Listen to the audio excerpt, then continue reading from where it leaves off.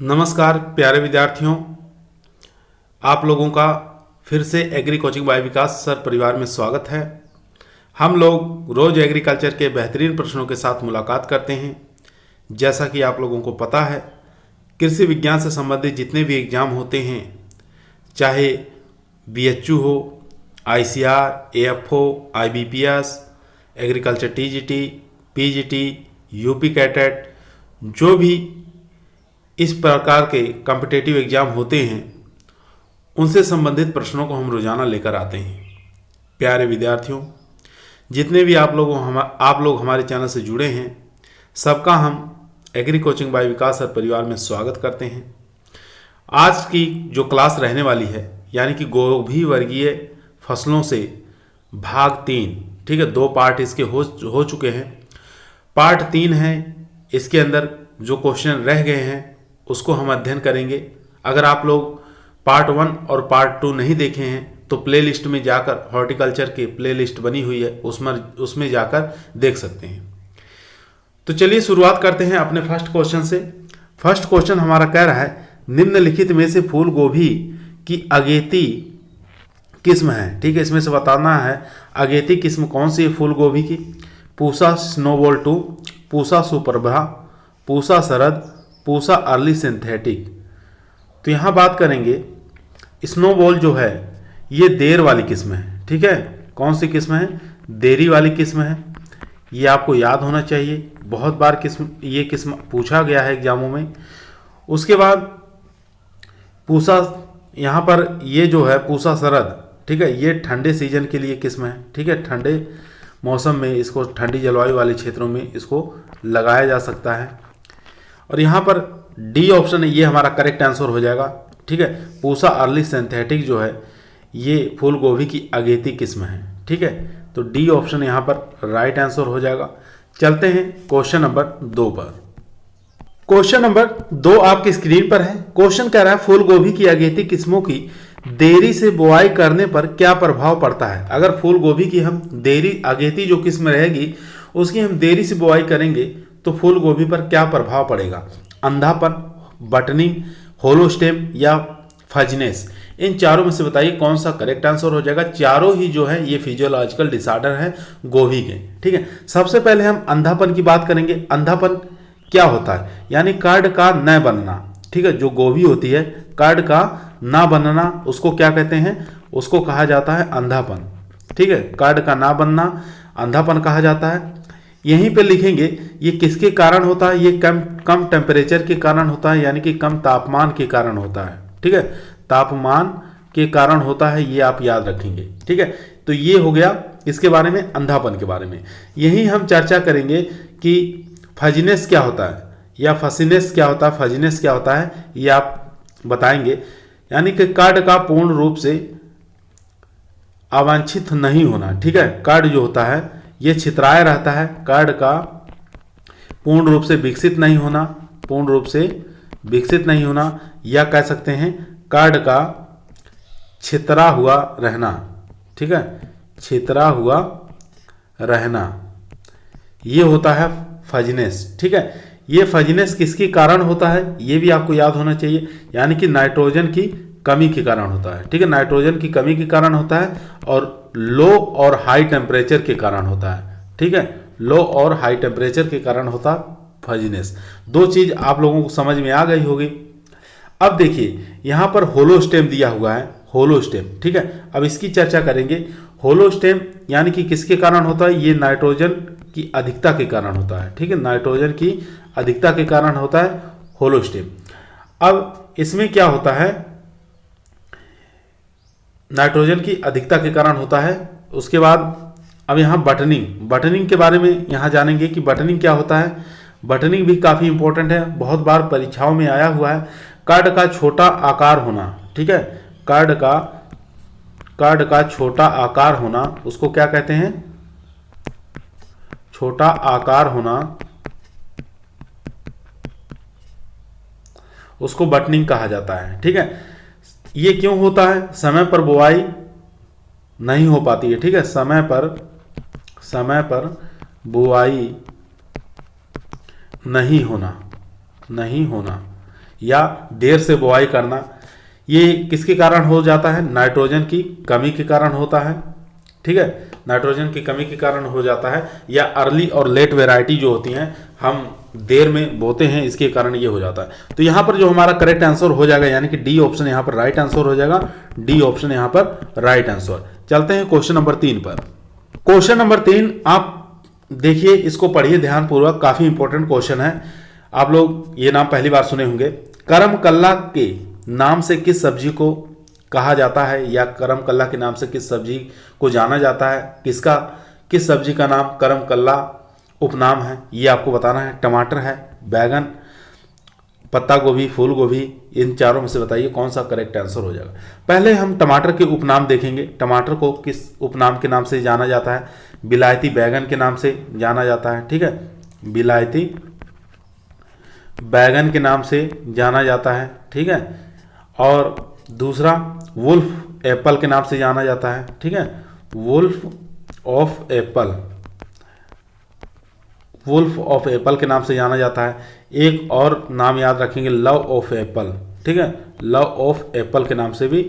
ये सब किसके उपनाम हैं? ये टमाटर के उपनाम हैं। अब यहाँ पर देखेंगे, फूल गोभी का कोई उपनाम नहीं होता है, कैलीफ्लावर्स के नाम से ही जाना जाता है। पत्ता गोभी यहाँ पर आया है, तो पत्ता गोभी के बारे में आपको याद होना चाहिए, इसी को करम कल्ला कहते हैं। ठीक है, इसको क्या कहते हैं? करम कल्ला के नाम से जाना जाता है। इसी को बंद गोभी के नाम से जानते हैं। ठीक है, बंद गोभी कहते हैं। ये दो नाम आप याद रखेंगे बंद गोभी के। बैगन के बारे में आप लोगों को मालूम ही है, एग प्लांट के नाम से जानते हैं। ठीक है, एग प्लांट के नाम से इसको जाना जाता है। तो यहाँ पर हमारा सी ऑप्शन करेक्ट आंसर हो जाएगा, यानी कि पत्ता गोभी को करम कल्ला के नाम से जानते हैं। C option right. चलते हैं क्वेश्चन नंबर 4 पर। क्वेश्चन नंबर 4 आपकी स्क्रीन पर है। क्वेश्चन नंबर 4 कह रहा है, पत्ता गोभी की फसल की उचित वृद्धि हेतु तापमान होना चाहिए। ठीक है, पत्ता गोभी और फूल गोभी के लिए एक ही टेम्परेचर ध्यान दिया जाता है। ठीक है, तो यहाँ पर देखेंगे 12 से लेकर 18 डिग्री सेंटीग्रेड, 17 से लेकर 20 डिग्री सेंटीग्रेड तापमान, या 20 से लेकर 25 डिग्री सेंटीग्रेड तापमान, या 10 से लेकर 20 डिग्री सेंटीग्रेड तापमान। यहाँ पर बात करेंगे 12 से लेकर 18 डिग्री सेंटीग्रेड जो तापमान दिया है, ये पत्ता गोभी के लिए एक आदर्श तापमान की आवश्यकता होती है। ठीक है, आदर्श तापमान कितना होना चाहिए? ये होना चाहिए 12 से लेकर 18 डिग्री सेंटीग्रेड तापमान। अब यहाँ बात करेंगे 17 से लेकर 20 डिग्री सेंटीग्रेड तापमान जो दिया है, ये फूल गोभी में कर्ड बनने के लिए है। ठीक है, फूल गोभी में कर्ड बनने के लिए जो टेम्परेचर होना चाहिए वो 17 से लेकर 20 डिग्री सेंटीग्रेड होना चाहिए। ठीक है, उसके बाद हम यहाँ बात करेंगे 20 से लेकर 25 डिग्री सेंटीग्रेड जो तापमान दिया हुआ है, ये फूल गोभी में उष्ण क्षेत्रों में कर्ड बनने के लिए है। ठीक है, उष्ण जो क्षेत्र है फूल गोभी के लिए, ये भी फूल गोभी के लिए, फूल गोभी में उष्ण जो क्षेत्र होते हैं उसमें कर्ड बनने के लिए इतना टेम्परेचर की आवश्यकता होती है, 20 से लेके 25 डिग्री सेंटीग्रेड तापमान। तो यहाँ पर ए ऑप्शन हमारा करेक्ट आंसर हो गया। ठीक है, ए ऑप्शन हमारा राइट आंसर है। चलते हैं क्वेश्चन नंबर 5 पर। क्वेश्चन नंबर 5 आपके स्क्रीन पर है। क्वेश्चन कह रहा है, पत्ता गोभी का कौन सा भाग खाने में काम में लिया जाता है? कर्ड खाया जाता है, हेड खाया जाता है, या फूला हुआ तना खाया जाता है? उपयुक्त में से कोई नहीं। तो यहाँ बात करेंगे जो कर्ड खाया जाता है वो फूल गोभी का खाया जाता है। ठीक है, किसका खाया जाता है? फूल गोभी का खाया जाता है कर्ड, जिसको हम पुष्पक्रम भी कह सकते हैं। ठीक है, पुष्पक्रम भी कह सकते हैं। तो ये खाया जाता है फूल गोभी का। ठीक है, उसके बाद हम बात करेंगे यहाँ पर कि हेड जो है, हेड किसका खाया जाता है? ये पत्ता गोभी का खाया जाता है, ये आपको याद होना चाहिए। तो हमारे क्वेश्चन का करेक्ट आंसर हो जाएगा यहाँ पर बी ऑप्शन। फूला हुआ तना किसका खाया जाता है? ये आपको याद होना चाहिए, गांठ गोभी का फूला हुआ तना खाया जाता है। ठीक है, गांठ गोभी जिसको हम नौल खोल के नाम से जानते हैं। ठीक है, नौल खोल के नाम से जानते हैं। अब यहाँ एक चीज आता है कि नौल खोल जो है ये किस भाषा का शब्द है? ठीक है, भाषा बताना है, नौल खोल किस भाषा का शब्द है? तो नौल खोल जो है ये जर्मन भाषा का शब्द है। ठीक है, जर्मन भाषा का शब्द है, ये आपको याद होना चाहिए। कभी कभी पूछ लेता है ब्रोकोली, ब्रोकोली जो है ये किस भाषा का शब्द है? तो ये इटली भाषा का शब्द है। ठीक है, इटली भाषा का शब्द है। तो यहाँ पर हमारा बी ऑप्शन राइट है। चलते हैं क्वेश्चन नंबर 6 पर। क्वेश्चन नंबर 6 आपकी स्क्रीन पर है। क्वेश्चन नंबर 6 कह रहा है, निम्नलिखित में से कौन सा दैहिक विकार पत्ता गोभी से संबंधित है? बोल्टिंग, बटनिंग, बेर या उपयुक्त में से कोई नहीं। बोल्टिंग के बारे में आप लोग जानते ही होंगे, ये किसका फिजियोलॉजिकल डिसऑर्डर है? प्याज का हो जाएगा और पत्ता गोभी का हो जाएगा। ठीक है, किसका हो जाएगा? पत्ता गोभी और प्याज का फिजियोलॉजिकल डिसऑर्डर हो जाएगा। बटनिंग किससे संबंधित है? तो बटनिंग फूल गोभी से संबंधित है। ठीक है, किससे संबंधित है? फूल गोभी से संबंधित है। यहाँ पर बैर जो दिया हुआ है, बैर किससे संबंधित है? ये टमाटर से संबंधित है। ठीक है, टमाटर का फिजियोलॉजिकल है डिसऑर्डर। इसमें क्या होता है? टमाटर जो होता है उसके नीचे वाला जो पार्ट होता है वो ब्लैक कलर का पड़ जाता है, वो एक फिजियोलॉजिकल डिसऑर्डर है। ठीक है, तो यहाँ पर ए ऑप्शन हमारा करेक्ट आंसर हो जाएगा। ठीक है, ए ऑप्शन यहाँ पर राइट आंसर हो जाएगा। पूछा था पत्ता गोभी का फिजियोलॉजिकल डिसऑर्डर, तो यहाँ पर बोल्टिंग हो जाएगा। ठीक है, इसमें क्या होता है कि बीज उत्पादन के लिए जो डंठल होता है उसमें से वो क्या नाम, डंठल निकल आते हैं बीज उत्पादन के लिए। ठीक है, उसी को क्या कहा जाता है? बोल्टिंग कहा जाता है। प्याज के अंदर भी देखते हैं, जब प्याज को हम काटते हैं तो उसमें एक डंठल नुमा संरचना हो जाती है जिसमें फ्लावरिंग स्टेज पर आ जाता है। ठीक है, ये अधिकतर कम टेम्परेचर और अधिक तापमान के कारण होता है। ठीक है, दोनों की वजह से होता है बोल्टिंग, लो टेम्परेचर और हाई टेम्परेचर के कारण होता है, ये ध्यान देंगे। तो ए ऑप्शन राइट है। चलते हैं क्वेश्चन नंबर 7 पर। क्वेश्चन नंबर 7 आपकी स्क्रीन पर है। क्वेश्चन कह रहा है पत्ता गोभी का सर्वाधिक उत्पादक देश कौन सा है? भारत, चीन, रूस या अमेरिका?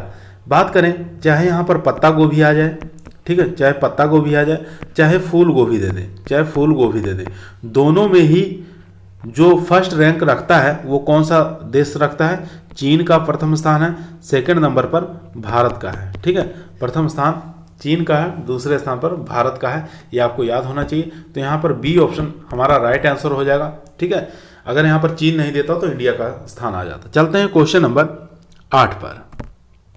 दोस्तों, यदि आप लोग किसी भी एग्रीकल्चर की एग्जाम की तैयारी कर रहे हैं तो हमारे इस यूट्यूब को, यानी कि एग्री कोचिंग बाय विकास सर यूट्यूब चैनल को जरूर सब्सक्राइब करें और ईमानदारी के साथ सब्सक्राइब करें।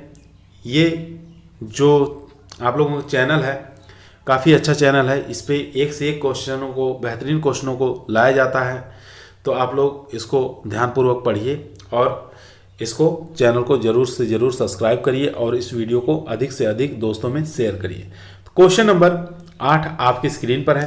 क्वेश्चन कह रहा है पत्ता गोभी का वानस्पतिक नाम क्या है? ठीक है, आपको बताना है पत्ता गोभी का वानस्पतिक नाम क्या होता है। ब्रेसिका ओलेरेसिया किस्म कैपिटाटा, ब्रेसिका ओलेरेसिया किस्म बोट्राइटिस, ब्रेसिका ओलेरेसिया किस्म इटालिका या ब्रेसिका ओलेरेसिया किस्म गोनगिलोडस। इन चारों में से बताइए कौन सा करेक्ट आंसर हो जाएगा। तो यहाँ बात करेंगे ब्रेसिका ओलेरेसिया किस्म कैपिटाटा, ये किसका हो जाएगा? ये पत्ता गोभी का हो जाएगा। ठीक है, पत्ता गोभी का वैज्ञानिक नाम हो जाएगा। और यहाँ पर दिया है बोट्राइटिस जो होता है ये फूल गोभी का होता है। ठीक है, फूल गोभी का वैज्ञानिक नाम हो जाएगा। इसके बाद यहाँ पर इटालिका जो दिया है ये ब्रोकोली का वैज्ञानिक नाम होता है। ठीक है, ये किसका होता है? ब्रोकोली का वैज्ञानिक नाम होता है। यहाँ पर गोनगिलोडस दे दे या कोलीरापा दे दे, ठीक है, दोनों में से एक ही देगा, तो दोनों ही आप याद रखेंगे कोलीरापा। चाहे ब्रेसिका ओलेरेसिया किस्म गोनगिलोडस दे दे चाहे कोलीरापा, दोनों का ही आंसर क्या हो जाएगा? नोल खोल यानी कि गांठ गोभी का ये वैज्ञानिक नाम होता है। ठीक है, नोल खोल यानी कि गांठ गोभी का वैज्ञानिक नाम होता है। तो यहाँ पर ए ऑप्शन हमारा करेक्ट आंसर था। चलते हैं क्वेश्चन नंबर 9 पर। क्वेश्चन नंबर 9 आपकी स्क्रीन पर है। क्वेश्चन कह रहा है पत्ता गोभी की अगेती किस्म की बुआई हेतु उपयुक्त समय कौन सा है? ठीक है, पत्ता गोभी की अगर हम अगेती किस्म की बुआई करना है तो उसके उपयुक्त समय कौन सा होता है? सितंबर अक्टूबर, अगस्त सितंबर, दिसंबर जनवरी या जनवरी फरवरी। यहाँ पर दो चीज़ें क्लियर हो रही हैं, यानी कि जनवरी और फरवरी और दिसंबर और जनवरी ये दोनों तो होंगे नहीं। अब इन दोनों में से आप बताइए कौन सा करेक्ट आंसर हो जाएगा। तो इसका करेक्ट आंसर हो जाएगा यानी कि सितंबर से अक्टूबर, ए ऑप्शन यहाँ पर राइट आंसर हो जाएगा। और यहाँ पे बात करें अगर नर्सरी किस महीने में तैयार होती है तो नर्सरी आपको याद होना चाहिए जुलाई और अगस्त के महीने में नर्सरी तैयार की जाती है। ठीक है, नर्सरी तैयार की जाती है, यहाँ अगस्त सितंबर कर लीजिए। ठीक है, तो यहाँ पर ए ऑप्शन हमारा करेक्ट आंसर है। चलते हैं क्वेश्चन नंबर 10 पर। क्वेश्चन नंबर 10 आपके स्क्रीन पर है। क्वेश्चन कह रहा है पत्ता गोभी की अगेती किस्मों के लिए बीज दर रखी जाती है 600 से लेके 700, 500 से लेके 600, 300 से लेके 350 या 350 से लेके 400 ग्राम, ये आपको बताइए। तो यहाँ पर एक चीज़ आपको याद होना चाहिए, कोल क्रॉप्स जो भी हम लगाते हैं, ठीक है, उसके लिए एक चीज़, अगेती अगर हम बुआई कर रहे हैं, ठीक है, अगर हम अगेती बुआई कर रहे हैं तो इसमें क्या होता है, बुआई कर रहे हैं तो इसमें बीज दर जो लगता है, ठीक है, बीज दर अधिक लगेगा। बीज दर कैसा लगेगा, अधिक। और उत्पादन क्या होगा, उत्पादन में अधिक होगा या कम होगा, उत्पादन कम होता है, ठीक है। अगर हम अगेती बुआई करते हैं तो बीज दर अधिक लगता है और उत्पादन कम होता है। इसी का उल्टा हो जाता है अगर हम देरी से बुआई करते हैं या मध्यम में बुआई करते हैं तो बीज दर जो लगेगा, बीज दर वो कैसा लगेगा, बीज दर कम लगेगा और उत्पादन क्या होगा, उत्पादन में वृद्धि होगी, ठीक है, उत्पादन में भी वृद्धि होगी। तो ये चीज़ याद रखना है आपको। अब यहाँ पे क्वेश्चन पूछा है कि मतलब पत्ता गोभी की अगेती किस्मों की बीज दर कितनी होती है, तो यहाँ पर जो करेक्ट आंसर हो जाएगा 5 से पत्ता, 5 से 500, ठीक है। तो हमारा बी ऑप्शन यहाँ पर राइट आंसर हो जाएगा, ठीक है, बी ऑप्शन राइट आंसर हो जाएगा। ये अगेती के लिए पूछा है, ठीक है, अगेती के लिए पूछा था यहाँ पर। अगर हम पछेती की बात करें तो पछेती या मध्यम में अगर हम बुआई करेंगे या देरी से बुआई करेंगे, ठीक है, तो इसके लिए बीज दर हो जाएगी 350 से लेके 400 ग्राम, ठीक है, ये आपको याद रखना है। तो बी ऑप्शन यहाँ पर राइट आंसर था। चलते हैं क्वेश्चन नंबर 11 पर। क्वेश्चन नंबर 11 आपके स्क्रीन पर है। क्वेश्चन कह रहा है निम्नलिखित में से पत्ता गोभी की अगेती किस्म कौन सी है, पूसा मुक्ता है, पूसा ड्रम हेड है, प्राइड ऑफ इंडिया है या रेड पत्ता गोभी है। इन चारों में से बताइए कौन सी पत्ता गोभी की अगेती किस्म है। तो इसका करेक्ट आंसर हो जाएगा सी ऑप्शन, यहाँ पर राइट आंसर हो जाएगा, ठीक है, सी ऑप्शन राइट आंसर। बाकी यहाँ पर देख रहे हैं पूसा मुक्ता हो गया, पूसा ड्रम हेड हो गया और पूसा रेड, ये तीनों ही किस्में देरी से बुआई की जाती हैं, ठीक है, देरी से बुआई की जाती हैं। यहाँ पर सी ऑप्शन हमारा करेक्ट आंसर है। चलते हैं क्वेश्चन नंबर 12 पर। क्वेश्चन नंबर 12 आपके स्क्रीन पर है। क्वेश्चन कर रहा है निम्नलिखित में से कौन सी किस्म पत्ता गोभी की नहीं है, ठीक है, यहाँ पर नहीं पूछा है, ये आपको बताना है। पूसा मुक्ता, पूसा संबंध, पूसा अगेती या अर्ली पटना। तो यहाँ पर आप देख रहे हैं पूसा मुक्ता, पूसा संबंध और पूसा अगेती, ये तीनों ही किस्में किस प्रकार की हैं, ये पत्ता गोभी की किस्में हैं, ठीक है, किसकी किस्में हैं, पत्ता गोभी की किस्में। यहाँ पर अर्ली पटना, ठीक है, ये किसकी हो जाएगी, ये फूल गोभी की किस्म हो जाएगी, ठीक है, किसकी हो जाएगी, फूल गोभी की किस्म हो जाएगी। इसी के साथ आप याद रखेंगे अर्ली कुंवारी, ठीक है, काफ़ी इंपॉर्टेंट किस्म है, बहुत बार एग्जामों में पूछा, अर्ली कुंवारी, ठीक है, तो ये भी किसकी हो जाएगी, पत्ता गोभी की किस्में हो जाएंगी। तो यहाँ पर डी ऑप्शन हमारा राइट आंसर है, ठीक है, डी ऑप्शन राइट आंसर। चलते हैं क्वेश्चन नंबर 13 पर। क्वेश्चन नंबर 13 आपके स्क्रीन पर है। क्वेश्चन कह रहा है पत्ता गोभी की रोपाई करते समय अगेती किस्मों की दूरी कितनी रखी जाती है, ठीक है, अगेती और पछेती दोनों आपको याद होना चाहिए। देख लेते हैं ऑप्शन क्या कह रहा है, 60 × 30 सेंटीमीटर, 30 से 40 सेंटीमीटर या 45 × 45 सेंटीमीटर, 60 × 45 सेंटीमीटर। तो इसका जो करेक्ट आंसर हो जाएगा यानी कि 60 × 30 सेंटीमीटर, ये किसके लिए हो जाता है, ये अगेती के लिए हो जाता है, ठीक है। तो यहाँ पर ए ऑप्शन हमारा करेक्ट आंसर हो जाएगा। और पछेती के लिए भी आप याद रखेंगे 60 × 45 सेंटीमीटर, ठीक है, ये पछेती के लिए डिस्टेंस होता है, ठीक है, लाइन से लाइन की दूरी, पौधे से पौधे की दूरी, आप पछेती और अगेती दोनों याद रखेंगे। तो ए ऑप्शन राइट है। चलते हैं क्वेश्चन नंबर 14 पर। क्वेश्चन नंबर 14 आपकी स्क्रीन पर है। क्वेश्चन को ध्यानपूर्वक पढ़िए और इसका आंसर दीजिए। क्वेश्चन कह रहा है पत्ता गोभी में पीएच मान 7 से कम होने पर किस रोग की संभावना हो जाती है। 7 से कम पीएच होगा तो यानी कि भूमि कैसी हो जाएगी, अम्लीय हो जाएगी, ठीक है। काला सड़न रोग, क्लब सड़न, आरा मक्खी या आर्द्र गलन। आर्द्र गलन के बारे में जानते हैं, यानी कि सोलेनेसी फैमिली में, सोलेनेसी कुल के अंदर सबसे ज़्यादा नर्सरी के अंदर ये समस्या पाई जाती है, ठीक है, आर्द्र गलन कहते हैं इसको। आरा मक्खी ये सरसों के अंदर लगता है, ये इसका प्रमुख कीट है, ठीक है, सरसों। और यहाँ पर बी ऑप्शन जो है यही हमारा करेक्ट आंसर हो जाएगा, ठीक है, क्लब सड़न, ठीक है, बी ऑप्शन यहाँ पर राइट आंसर हो जाएगा।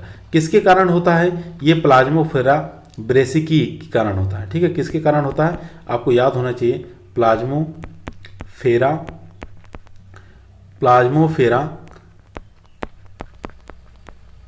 ब्रेस्की के कारण होता है, ठीक है। तो यहाँ पर बी ऑप्शन हमारा राइट आंसर हो जाएगा। चलते हैं क्वेश्चन नंबर 15 पर। क्वेश्चन नंबर 15 आपकी स्क्रीन पर है। क्वेश्चन कह रहा है पत्ता गोभी में एंटी केसर विशेषता पाई जाती है, किस तत्व के कारण है, ठीक है, काफी इंपॉर्टेंट क्वेश्चन है।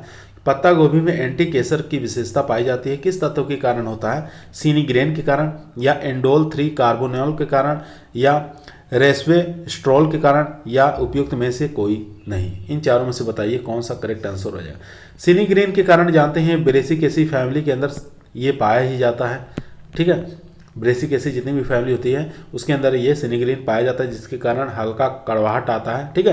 तो एंडोल 3 कार्बोनॉल यही हमारा करेक्ट आंसर हो जाएगा, यानी कि बी ऑप्शन यहाँ पर राइट आंसर हो जाएगा, ठीक है। कमेंट के अंदर आप ये बताएंगे कि रेस्वेस्ट्रोल जो है, सी ऑप्शन जो देख रहे हैं, ये किसके अंदर पाया जाता है। हम बता दे रहे हैं आपको कि अंगूर की क्राप के अंदर पाया जाता है, क्या काम करता है, ठीक है, ये आपको बताना है, ठीक है। क्या काम करता है अंगूर के अंदर रेस्वेस्ट्रोल, ठीक है। ये आपको याद रखना है कि मतलब अंगूर का जो रेड कलर होता है इसी पदार्थ के कारण होता है। चलते हैं क्वेश्चन नंबर 16 पर। क्वेश्चन नंबर 16 आपके स्क्रीन पर है। क्वेश्चन नंबर 16 कह रहा है कोल क्रॉप्स यानी कि गोभी वर्गीय फसलों में विशेषता सुगंध का कारण क्या है? डाई मिथाइल ट्राइसल्फाइड, ठीक है, dimethyl trisulphide, indole 3 carbinol, diallyl disulphide, या एलाइल प्रोफाइल डाइसल्फाइड। इन चारों में से बताइए कौन सा करेक्ट आंसर हो जाएगा। तो इसका जो करेक्ट आंसर हो जाएगा यानी कि di methyl trisulphide, A option यहाँ पर राइट आंसर हो जाएगा। ये किस में है? ये एंडोल 3 कार्बिनॉल, ये पीछे चर्चा हम कर चुके हैं। डाई एलाइल डाई सल्फाइड ये किससे संबंधित है? ये लहसुन से संबंधित है, ठीक है, लहसुन से संबंधित है, ये आपको याद होना चाहिए। उसके बाद एलाइल प्रोपाइल डाई सल्फाइड ये प्याज से हो जाएगा, ठीक है, प्याज से संबंधित हो जाएगा। यहाँ पर ए ऑप्शन हमारा राइट है। चलते हैं क्वेश्चन नंबर 17 पर। क्वेश्चन नंबर 17 आपकी स्क्रीन पर है। क्वेश्चन कह रहा है गोभी वर्गीय सब्जियों का मुख्य कीट क्या है? कैबेज सेमीलूपर, डायमंड बैक मॉथ, सरसों की आरा मक्खी, या उपयुक्त में से सभी।